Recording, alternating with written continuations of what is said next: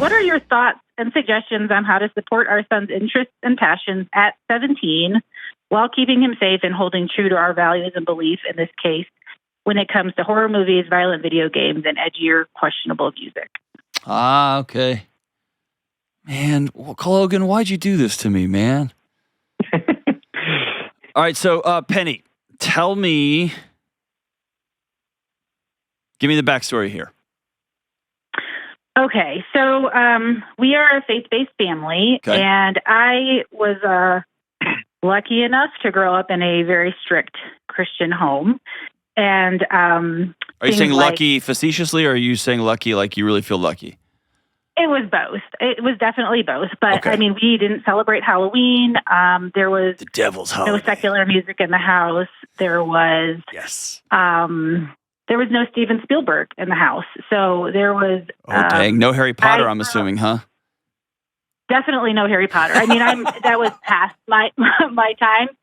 And so that's my background. Okay. And so we had this little boy who began showing interest in darker things probably starting at the age of 3. Started with pirates, and then it was skeletons and skulls and all the Egyptology things, and it's just kind of moved on from there. And so my husband and I have we've worked really hard to try to meet him in the middle, but it's still very uncomfortable, and it's really, really hard to navigate what's okay and what's not okay without making Logan feel like he's being dismissed or his interests are not being valued or, and then at the same time, some of it really is really concerning stuff. But now we're at 17, and so he's almost an adult.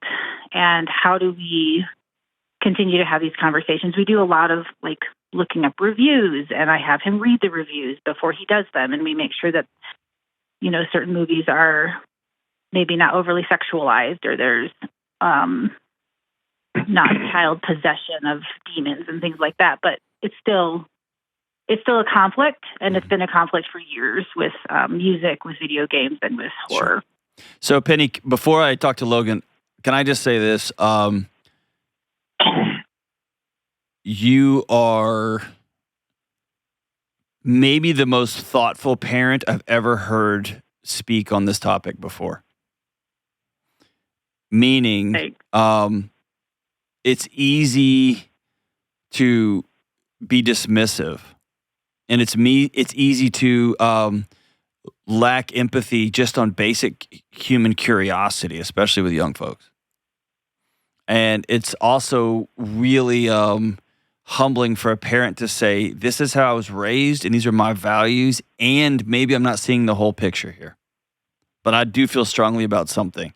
And I've never heard somebody articulate like you just did, which is you don't want to dismiss Logan and the things he's into and the things he finds exciting or interesting.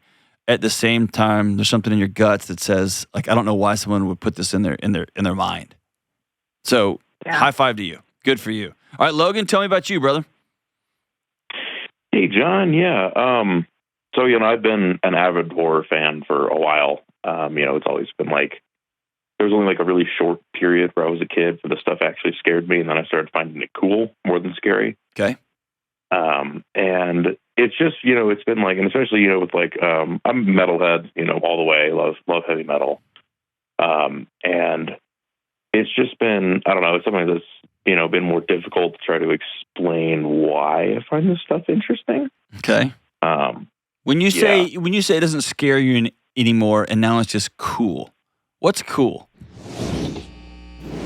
This is an ad for BetterHelp. I talk to hurting people for a living, and yes, I can help out folks in tiny chunks of time here on the internets, but often more help is needed.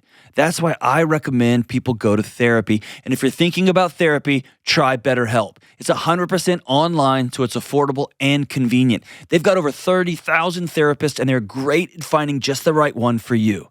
Visit BetterHelp.com/Delony for 10% off your first month. What's cool?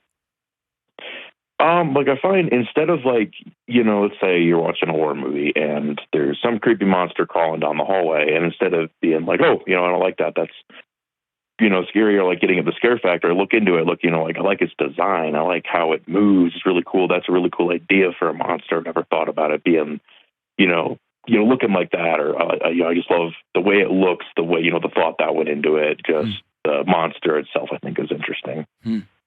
Tell me about your love of aggressive music. I don't know. I've always liked power metal is my favorite genre of metal. I like top 3 favorite bands. Go. But, let's see here: Sabaton, Powerwolf, and Iris. Penny, he's a lost cause. I'm sorry to tell you. These bands are just not good. I'm just kidding, Logan. Just kidding. Yeah, it's not the content. They're just not good bands. But anyway, I'm just playing. Logan, I'm messing with you. So trying to think of an avenue here. Often when here's been my experience. I grew up in a strict faith-based home, okay? And I remember watching a scary movie at some point, and my dad, the homicide detective, I remember him saying, I can't imagine somebody watching that for entertainment. And he said that from a place that he saw whatever movie was on, happened to be on, he saw that in real life. And so I remember being like, oh gosh, yeah, you're right. And that's like this, what you're talking about, like, ooh, dude, I can't believe how they pulled that off, especially when it comes to monsters or gore. Like, this sounds so dorky. Like, there was an artistic kind of, I want to see how and why they did that. But when I begin to peel back, like, why am I? 2 parents are still married. I've got good friends. I've got good community.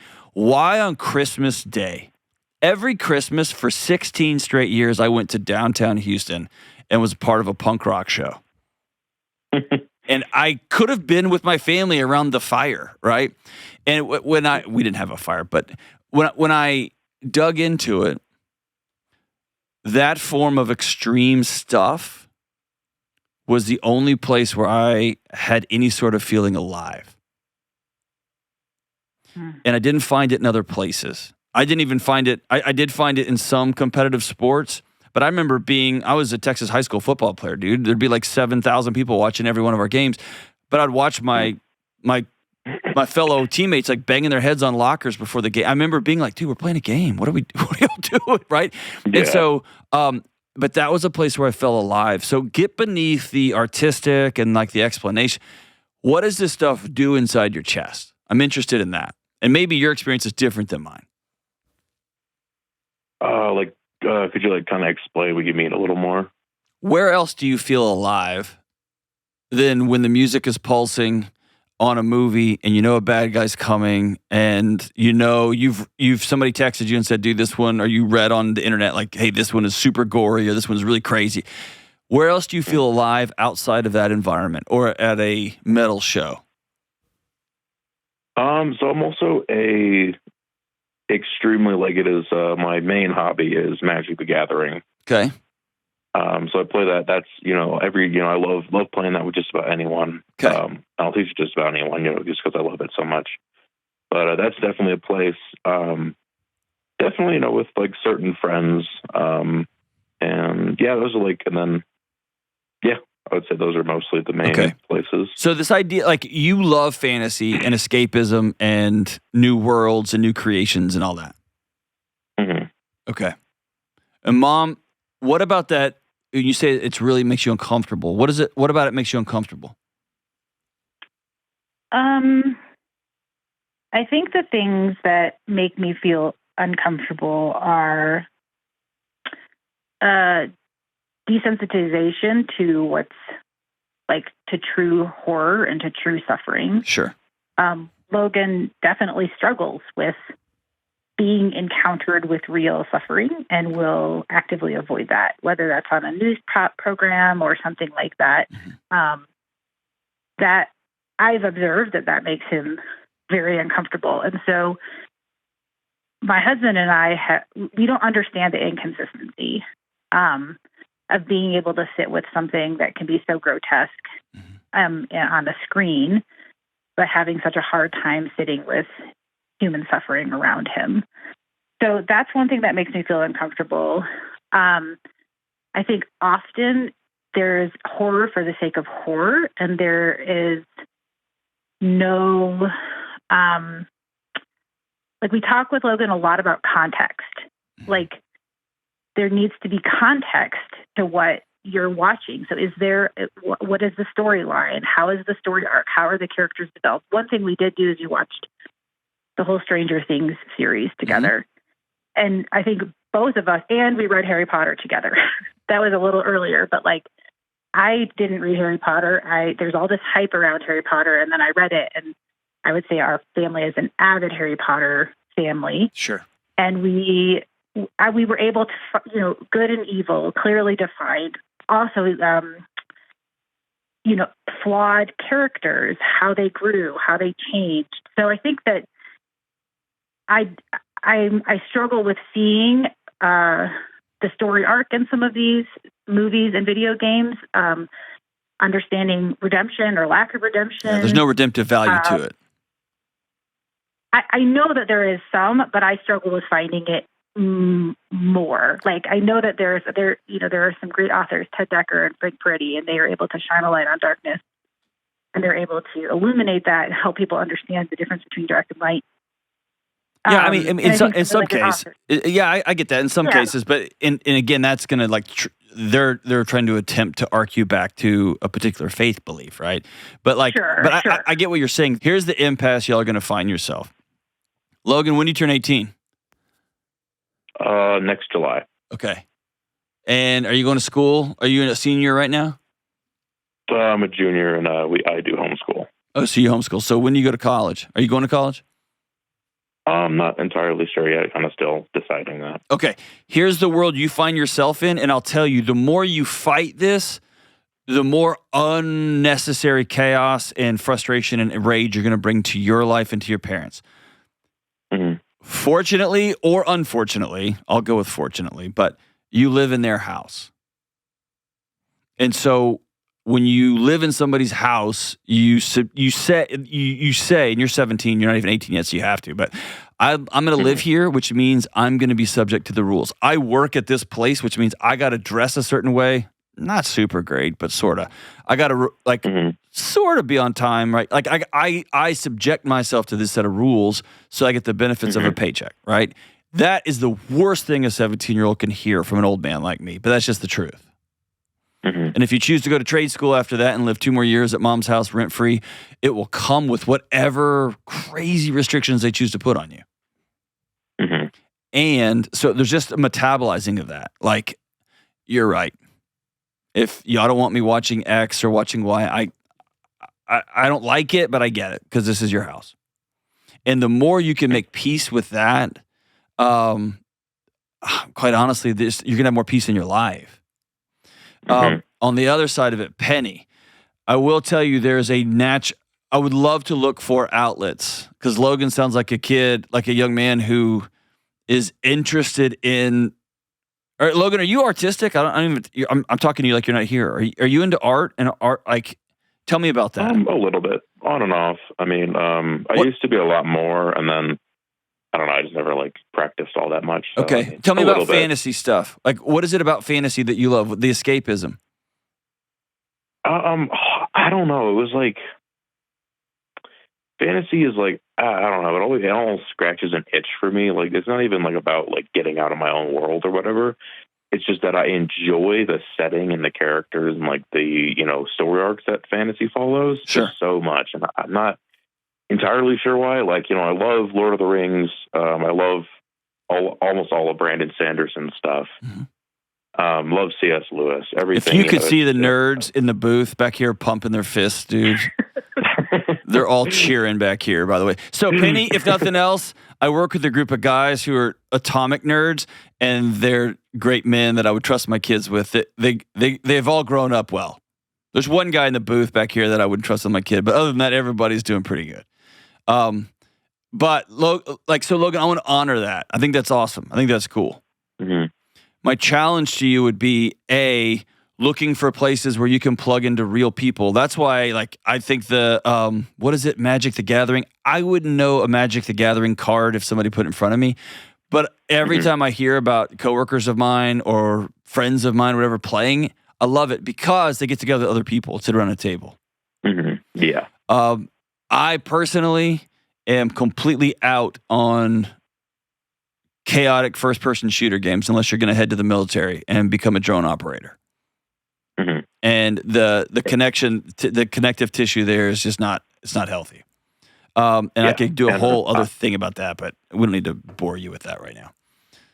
And now they're all booing me back there in the booth. They're like, boo. Right. And I only, at the moment, I only have one. It was one game that was a hard-won battle, but I got it at the end, and I've played through that game very many times, but I only just have the one game at the moment. Okay. I guess the best thing I could encourage you guys to do is to continue these conversations, Penny, and encourage you and your, because y'all are having the right conversations. And I love the fact that you're like, fine, we're all going to read Harry Potter together. And you're like, oh my gosh, this is amazing. And Logan, I hope that you will honor your parents when they say like, hey, I'm making up movies here. Silence of the Lambs is a masterpiece, and it's pretty dark, and there's some redemption at the end, and that's different than Beastmaster 19, Return of the Slaughterfest, right? Like, there's differences there, right? And people can go through their whole life with neither of those films in their minds, but there is something to be said for one of those is just pure non-redemptive garbage, and one of those is maybe not good for the soul, but there is a darkness and an arc to it, like you said, Penny. So I guess where I get concerned for both of you is if you both give up on each other. I don't want to be in the position to say, or I'll just say, I'm not going to be in the position to say these movies are okay, these movies are not okay. I will tell you that Logan's about to be 18, and your influence on him, I hope, lasts beyond 18. And any sort of lasting influence has to shift from I control you because legally you can't do anything in this house to, like you've been doing, hey, let's read the reviews. Let's talk about that. What about this even is appetizing or appealing? Or I'm going to watch the first 15 minutes of this with me, and you got to explain why this is even a thing. And so, because we're going to shift, and Logan, it's you choosing, which is a nutty thing to ask a 17-year-old, you choosing to believe, even when it doesn't feel like it, my mom and dad care about my mind and my spirit. And dude, when you get some images in your head, they never leave. And this massive desensitization that's happened across our culture, dude, there will be hell to pay for it. There's no question about it. We're paying it right now. Everything seems to be not real when we see it through a screen. And there's a lot of real, live hurt and pain going on in the world that we just don't feel anymore because it's all melted away on the screen. So I'd say this, keep struggling with this thing together. And Penny, that's not an easy answer. And Logan, that's not an easy answer. But the struggle tells me y'all are still engaging in relationship and you're still going back and forth. And sometimes, Penny, you're going to go, fine. And sometimes, Logan, you're going to have to say, I don't like it, but I trust my mom and dad that they love me. And they're trying to keep garbage out of my spirit, man. So best of luck to you. Good luck. And if you solve that, let me know. Actually, you won't solve it, so you don't have to let me know. Thank you so much for the call.